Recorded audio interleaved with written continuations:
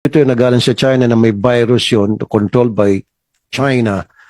Bakit pinayagan na magkaroon ng tower ang isang Chinese telecommunication company sa loob mismo ng Camp Aguinaldo? At hindi ako nabibigyan pa rin ng tamang sagot up to now. Why? Itong tanong ko, ilang beses ko na naitanong to sa previous hearings. This is directed to our military sa AFP. Bakit pinayagan na magkaroon ng tower ang isang Chinese telecommunication company sa loob mismo ng Camp Aguinaldo? Hindi nyo ba nabit ito? Why was it allowed?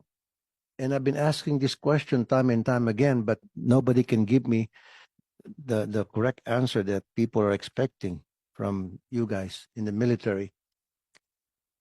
Kasi tower to yung telecommunication tower.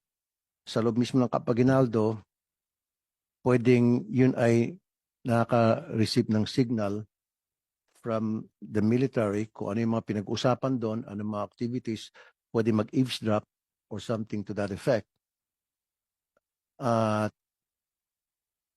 Any other activities kayang ma-monitor nila through the signal sa loob ng Camp Aguinaldo. So why was it allowed?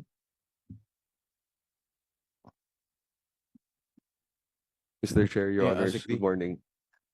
Your Honor, I do not have personal knowledge as to the tower po, but maybe we can provide you a detailed explanation, if any. We'll just consult with those offices actually handling the subject. Pero ASEC, um, ASEC Lawrence, um, last year and the year before that, I've been asking that question from the military and the DND, bakit pinayagan at hindi ako nabibigyan pa rin ng tamang sagot up to now. Why?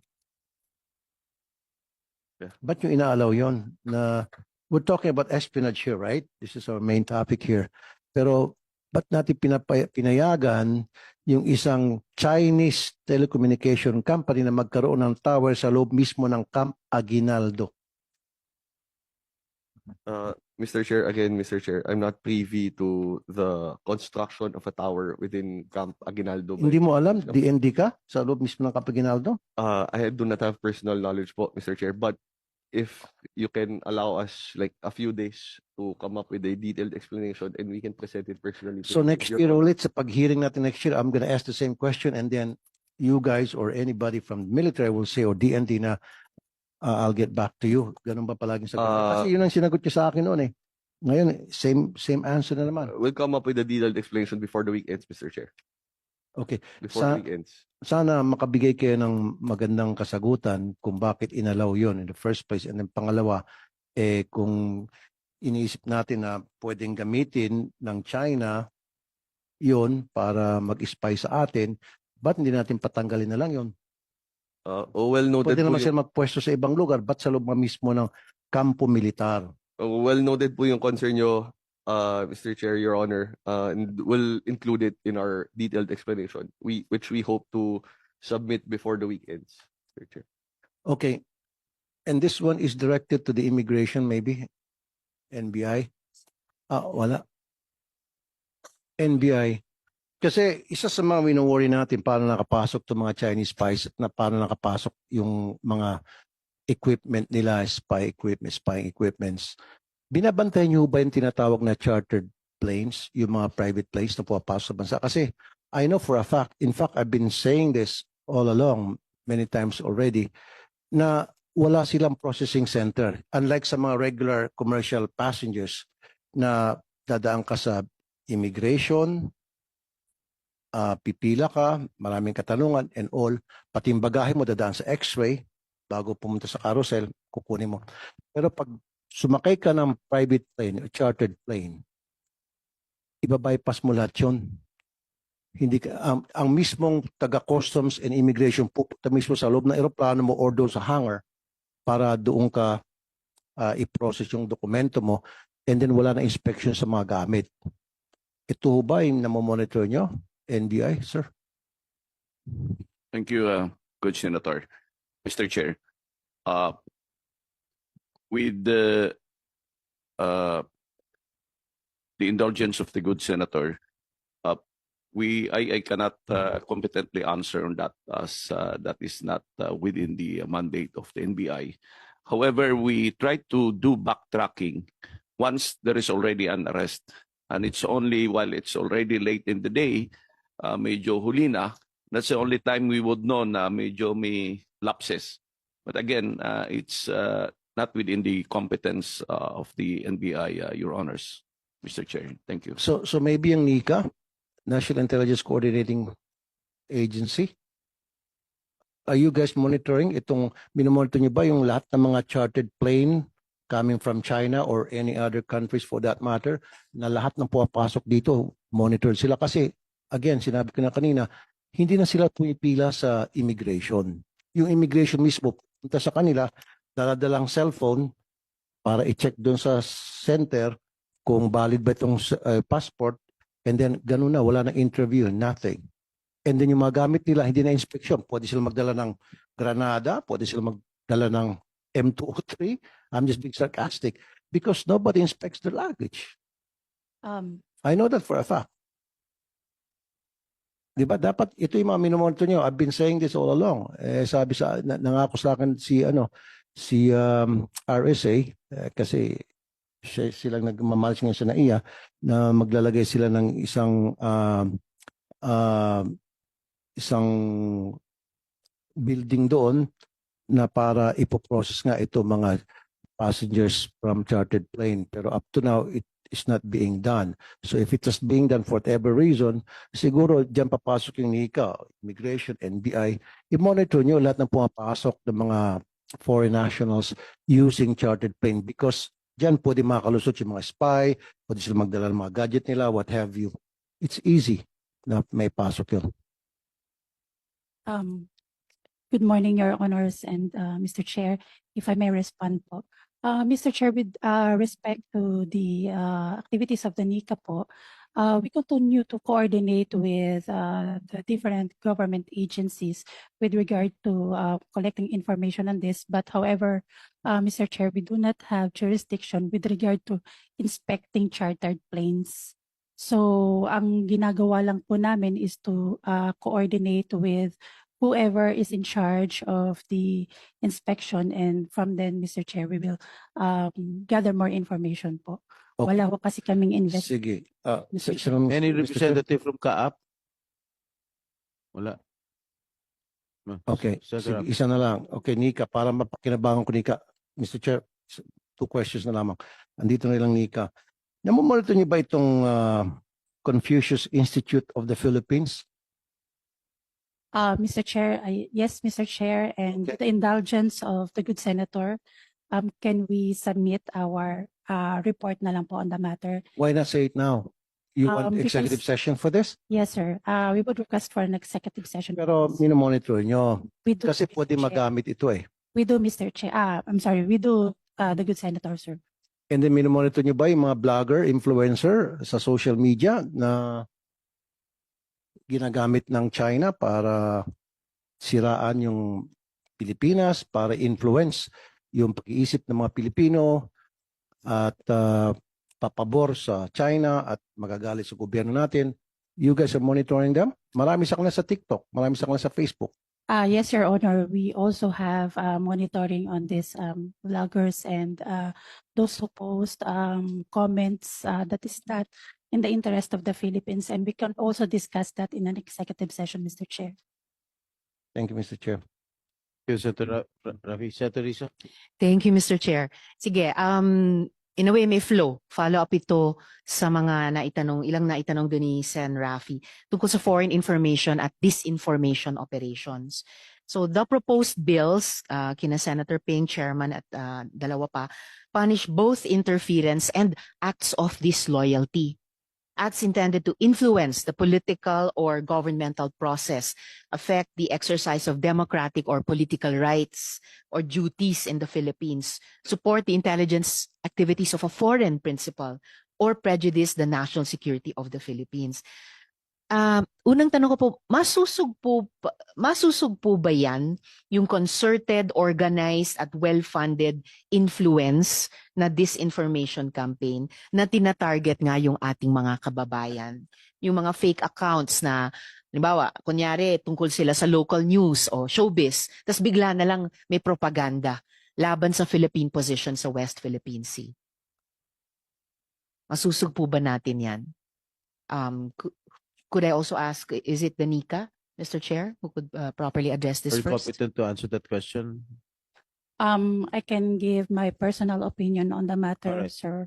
Or ma'am, with all due respect, Attorney Rowena, maybe before the personal opinions, which the committee values po of our resource persons, is the National Security Council, for example, prepared to give an assessment kung kaya po nating sugpuin itong mga malign influence operations by foreign actors and entities on our citizens?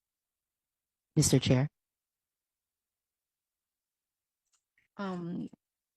Honorable Senator, I will coordinate with our operations unit as to the inquiry and get back with a official position paper. Thank you, Mr. Chair. What about the DICT po before I get back to Attorney Akutili? Nandito po ba yung DICT? Yes, ma'am. So may kakayahan po ba na tayo na harangin tapos mag-push back sa ganitong mga foreign and malign influence operations? Good morning, Mr. Chair and Madam Senator. Actually, at the DICT, there are already moves pertaining to the other crimes, for example, or with regards to disinformation, for example, for OSAIC, SSIM activities, stuff like that. But we really need to coordinate also with our national security agencies and the local law enforcement in order to really identify, because we need also information in terms of monitoring these actors, especially those that are propagating deepfake activities which are not easily detected in the cyberspace, a legitimate cyberspace, but they really go underground.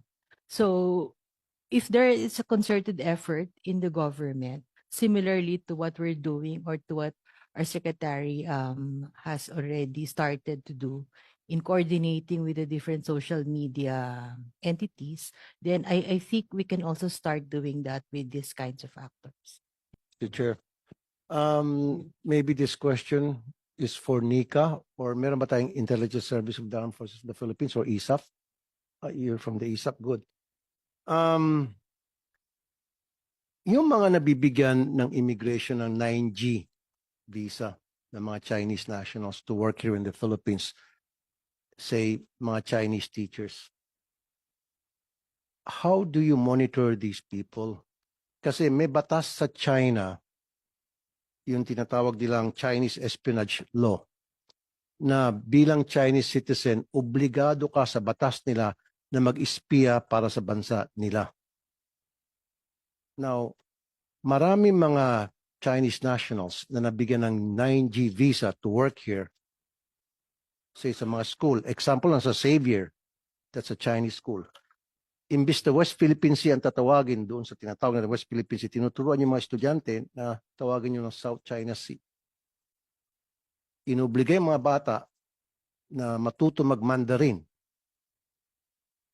That is something na pag-influence sa mga bata. But anyway, balik tayo dun sa nabibigyan ng 9G visa. Is there anybody? Minumonitor nyo ba yun, sir? Sir, General Pascual from the office of J2.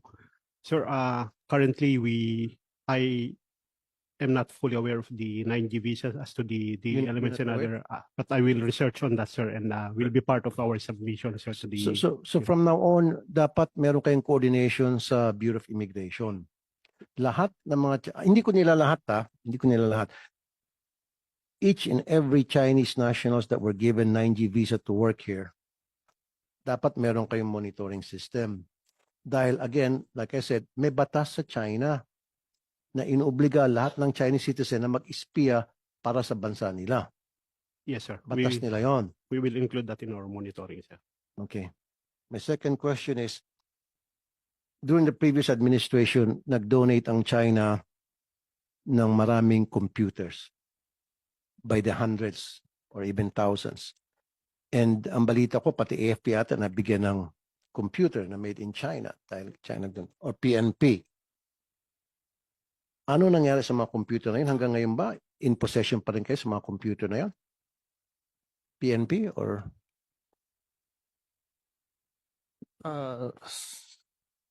Good morning, Mr. Chair, and to the honorable senators.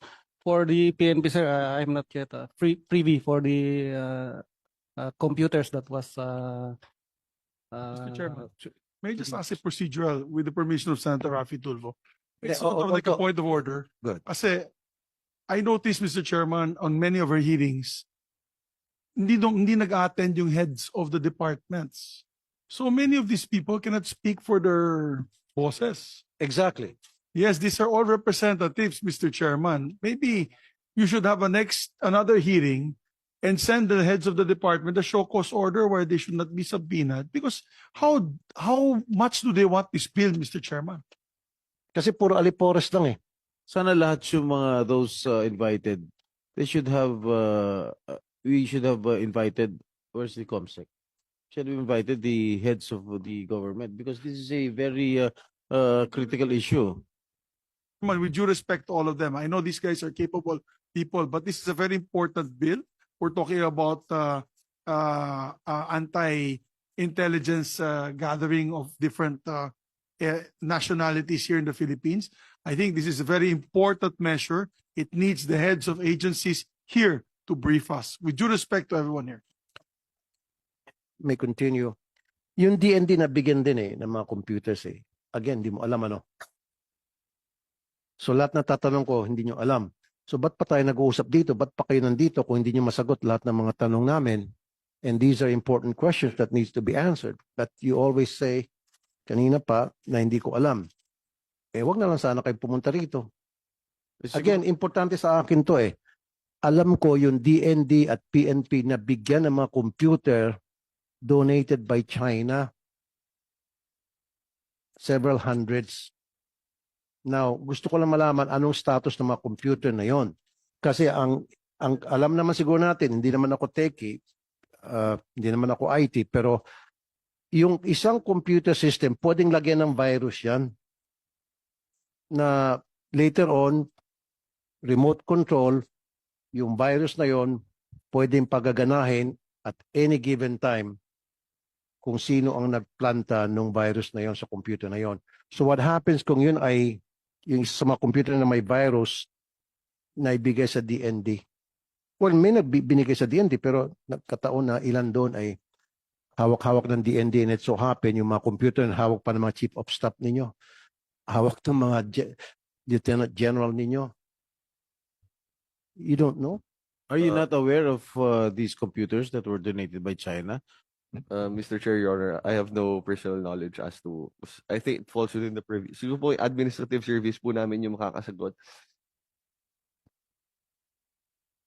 No. DND also Yes, accepted Mr. donation Chairman, from them. when I was Senate President, we had a briefing with the intelligence communities on this. It was admitted by then SILG, at that time, not Remulla, I think it was Abalos, that there were, and the PNP chief at that time, that there was several hundreds, tama po si Senator Raffy, na donate sa PNP and the DILG. Kaya sinabi nga namin kay Presidente, dapat iparicall yung palitan. So he directed at that time the ICT Secretary, Ivan Uy, to do so. So I do not know the status now, Mr. Chairman. Thank you to Senator Tulfo for bringing this up. Not only the PNP or DILG, also sa DND nakapag-donate by the hundreds. Yung nga sabi ko, eh kung yung computer na galing sa China na may virus yon controlled by China, eh napunta sa mga general ninyo na may sensitibong posisyon, yari tayo. Mr. Chair, Your Honor, we will include po, we'll check on it po. Then we will include po a status update in our submission po. Can you give us a report within a week to all agencies concerned, DND, the PNP, and who else? NBI? Nakatanggap din kayo ng... Mr. Chair, as far as I know, wala kami. although most, if not all, of our computers are made in China, but these are not donated Yeah, by okay. China. Thank Made in you. China, yung Dell and HP, Your Honors. Thank you, Director Lavin. Yeah, isa pa yon, made in China. So, paano nyo malaman na yung made in China ng mga computer na binili ninyo at alam ng China na kayo ang bumili sa NBI na yun po ay malagyan ng virus na later on nagamit nila para mag-espiya sa NBI? To respond, Mr. Chair, we rely on the manufacturer, yung Dell and HP. But you said meron kayong mga computers made in China. Mostly, Your Honors, kasi most of our consumer products now or goods are made in China. Oh, but there are computers that are made in Europe, made in US, or any other countries for that matter. But made in China, hindi ko sinasabi lahat ng mga produkto galing sa China ay masasama o yan ay magagamit for espionage. But what I'm saying is we have to be very careful. Dapat meron kayong ginagawang screening or vetting to ensure na yung mga computer na ginagamit ninyo diyan sa NBI na made in China ay talagang nasara ninyo, nasiguro ninyo na walang virus na itanim diyan para gamitin pag-espionage sa NBI. Thank you, Mr. Chair. We will double check on that. But our procurement process is through our bidding.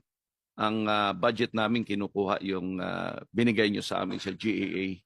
Okay lang po sana kung sa mga ibang agency na gumamit sila made in China computers for all I care, kahit na pati mga ilaw, pati air condition made in China, no problem with me. Pero para sa mga agencies tulad ng NBI, NICA, AFP, PNP, PCG, siguro iwasan muna natin gumamit ng mga computers. No, really, seriously, na made in China. Pero any other products, pwede naman siguro. Bumili kayo ng silya na made in China, bili kayo ng aircon made in China, TV made in China, okay lang. Baski TV nga, delikado eh. Pwede kasing lagyan ng monitoring din yung television ngayon. High-tech na.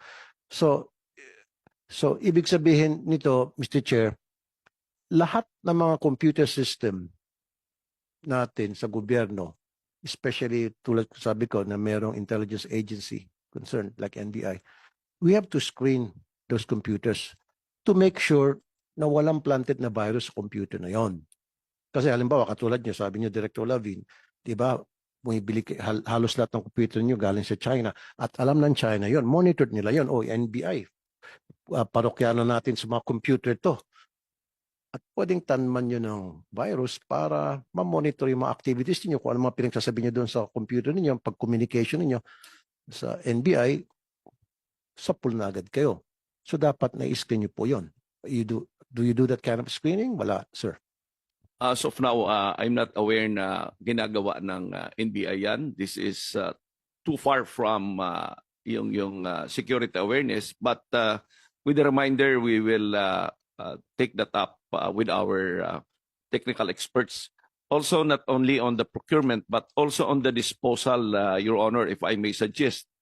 Kasi at the FBI, where Senator Bato here is a graduate also of the FBI National Academy,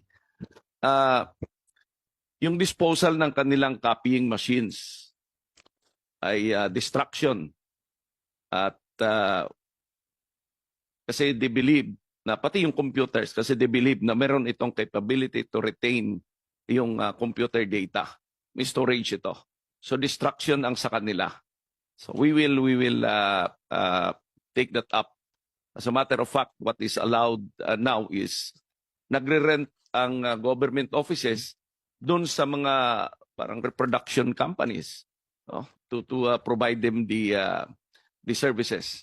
I think we should look at this in line with the thought of the good Senator Rapi. Thank you, Your Honors, Mr. Chair. Salamat, Mr. Chair. Maybe the NICA can advise all government agencies na sa law enforcement, especially sa intelligence, siguro kayo rin kasama sa trabaho niyo yon, na screen siguro properly lahat ng mga computer system na ginagamit. Tulad sa NBI, puro China, made in China pala mga computers na hindi nga donated pero binili nila made in China at alam ng China na yun ay galing sa kanila at alam ng China na ang parokyano pa lang yun, NBI. So sa susunod ng procurement yun, bili kayo ng mga bagong computer, pwede nang kargahan yun. Katakot-takot na virus para ma-spian kayo, di ba sir? So yun lang po, ang advice ko. And Nika? Thank you, sir. On the part po of Nika, sir, very strict po kami in terms of procuring computers, and we have a dedicated unit po that conducts screening of the computers, and regular po ang check-up nila dyan kasi we are very much aware na marami pong cyber attacks ngayon. And this is also in compliance po with the recently issued Executive Order 54 that mandates NICA to create a directorate for cyber. And kung hindi ho ako nagkakamali, yung cyber namin is in coordination with different government agencies para po sa close monitoring of this how these cyber attacks are being conducted. And that includes po yung mga screening po ng computers, both sa software and hardware po. Okay, last na naman Mr. Chair. Last na, ang apat palang tanong ko eh. Okay, yung Israel's Ministry of Defense nakapag-flag down ng electric car made in China na nagagamit pang espionage. Are any of you aware of that? So marami tayong electric car, electric vehicles. Hindi ko sinasabi na magkaroon tayong xenophobia dito, against China, especially planning na tayo sa mga made in China products. But I'm just trying to open up awareness para sa ating mga taga-gobyerno, because sino ba naman ang palaging pinag-usapan pag West Philippine Sea ang paksa, di China. Di ba? Meron ba makasagot noon? And then, wala. Yung mga electric vehicle, NBI siguro can answer. And then one follow-up question, and then I've got to go. Your Honors, Mr. Chair, if I may just share one of our operations. Ito yung tinatawag nila na autonomous unmanned vehicle. Ito yung unang sinasabi nila na nagmo-monitor lang sila ng traffic, yung road size, yung situation. But we believe na dito patungo yon. At they may be spying on our itong ating traffic environment, kung saan pwedeng gamitin ito. We believe na may kinalaman dito yon. But again, ang sa amin dito is yung sa espionage and in relation to cybercrime. Thank you, Mr. Chair. Okay, ito na lang, Mr. Chair. Ba't hindi tayo magbuo ng isang task force against foreign interference? Like National Task Force Against Foreign Interference, meron to sa ibang bansa eh. But wala ba tayong ganito, Nika, na parang combined, nandiyan yung NBI, PNP, nandiyan yung AFP, and Nika, and with one goal, which is bantayan yung mga ginagawang interference ng mga foreign entities dito sa Pilipinas. Do we have that kind of task force? At present, sir, we do not have a task force dedicated to monitoring foreign interference. But during in the past Congress po, in the 19th Congress, there was a bill filed by the former Senator Tolentino, proposing for the creation of an interagency task force which would focus on foreign interference, Mr. Chair. Okay, so it needs legislation at yung bill Yes, na Mr. yon Chair. hindi nakapasa. Hindi po siya nakatawid sa 20th Congress. Noong 19th Congress po, meron pong na-file si former Senator Tolentino proposing po for the creation of a council which would particularly focus on foreign interference, Mr. Chair. Thank you, Mr. Chair. Thank you very much. Thank you, Senator Rafi.